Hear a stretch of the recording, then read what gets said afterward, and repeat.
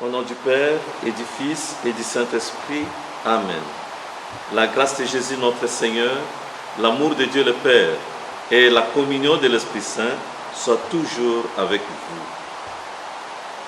vous. Aujourd'hui, dimanche 23 août 2020, 21e dimanche du temps ordinaire de l'année liturgique A, à partir de la paroisse Sacré-Cœur d'Ozangue, nous méditons avec vous sur le pouvoir dans la communauté et dans l'Église. Aujourd'hui, dans l'Évangile, nous voyons comment Jésus arrive au Césarée de Philippe et demande à ses disciples, au dire des gens, qui est le Fils de l'homme. Et voilà que plusieurs réponses lui est données. Pour certains, tu es Jean-Baptiste. Pour d'autres, Élie. Pour d'autres encore, Jérémie ou l'un des grands prophètes. Et alors, Jésus ne se contente pas de ces réponses. Il poursuit son interrogation.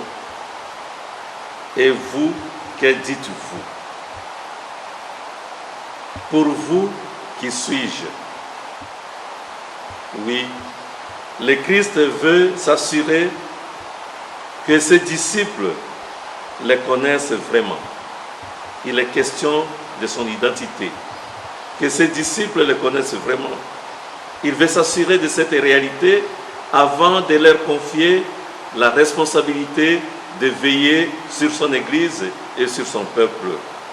Alors, Pierre, inspiré par Dieu, dira à Jésus, « Tu es le Christ, le Fils du Dieu vivant. » Et à cette réponse, Pierre se voit confier une mission.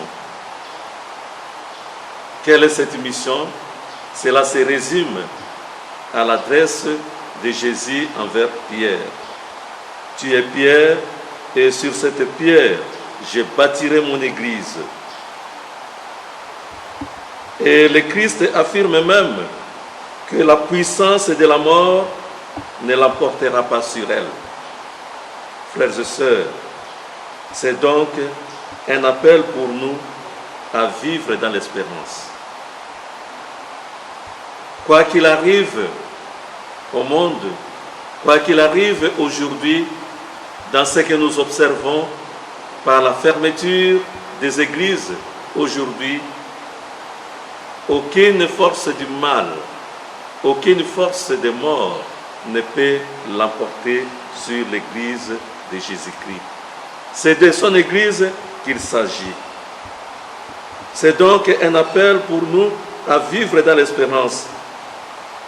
Le Christ, vainqueur de la mort et du péché, est toujours présent et agissant dans son Église. Il est là, il chemine avec son peuple. Alors, la question posée aux disciples nous est posée aujourd'hui, à chacun de nous. Qui est Jésus pour nous? Est-il notre chemin, notre vérité, notre vie? À chacun de nous de donner la réponse à ces triples interrogatoires. Oui, le Seigneur nous engage, mes frères et sœurs, à participer à la construction de son Église. À cet effet, notre regard doit se porter vers l'avenir. Les épreuves, les difficultés, les soucis, les médisances, que sais-je encore, n'auront pas le dernier mot contre l'Église de Jésus-Christ. Car lui-même nous dira par ailleurs, « Tout pouvoir m'a été donné au ciel et sur la terre. Allez de toutes les nations, faites-moi des disciples. les baptisant au nom de la Sainte Trinité. Et moi, je suis avec vous tous les jours jusqu'à la fin des temps. Et c'est le Christ lui-même qui va donner la clé, ou mieux la responsabilité, à Pierre et à ses successeurs de veiller sur son peuple. Oui, c'est dans cette espérance que nous nous engageons comme Pierre et ses compagnons à la suite de notre Sauveur. Nous avons écouté dans la première lecture, tirée d'Isaïe chapitre 22, versets 19 à 23, comment Eliakim est appelé par Dieu pour prendre soin de son peuple. Eliakim reçoit l'investiture pour remplacer un serviteur royal devenu trop ambitieux. Tout pouvoir vient de Dieu, mais quand, une fois au pouvoir, on méconnaît Dieu, Dieu peut nous retirer ce pouvoir et donner aux croyants Dieu, aux hommes et aux femmes capables de pouvoir le servir en vérité. Et Eliakim prendra désormais soin de son peuple. Oui, mon frère, ma soeur, sachons une chose, c'est Dieu qui choisit et qui appelle. Il peut choisir qui il veut, quand il veut, comme il veut, comme nous avons l'expérience avec l'apôtre Paul. Ces pharisiens, persécuteurs des chrétiens, a été saisi par Dieu sur le chemin de Damas, et aujourd'hui, il est celui qui proclame haut et fort l'amour incommensurable de Dieu pour son peuple. Nous aussi, nous sommes suscités par Dieu pour travailler à son chantier. Nous sommes appelés par Dieu pour travailler à sa vigne.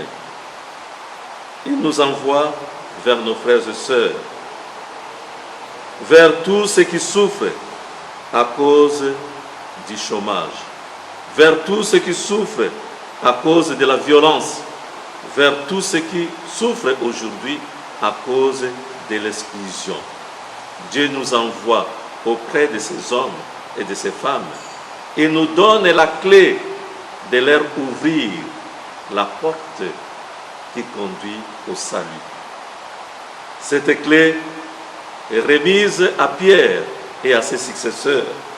Nous tous, comme chrétiens, appelés à témoigner de l'amour de Dieu, le Seigneur nous envoie vers nos frères et sœurs pour qui la vie n'a plus de sens. Ne nous laissons pas aller au découragement. Croyons à l'avenir de l'Église et à l'avenir de l'homme aimé de Dieu.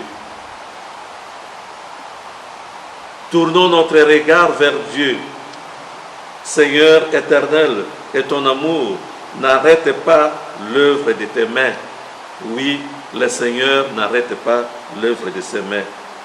Prions par l'intercession de notre Mère du ciel, la Vierge Marie, pour que le Seigneur nous aide à être de vrais témoins de son amour, aujourd'hui, demain et pour toujours.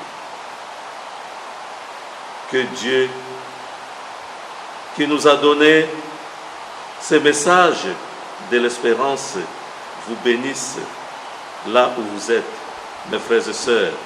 Qu'il bénisse vos familles, qu'il bénisse toutes les personnes qui vous sont chères et qui vous donnent la force de lutter pour vaincre la force du mal et demeurer fidèle à votre foi chrétienne au nom du Père et du Fils et du Saint-Esprit. Amen.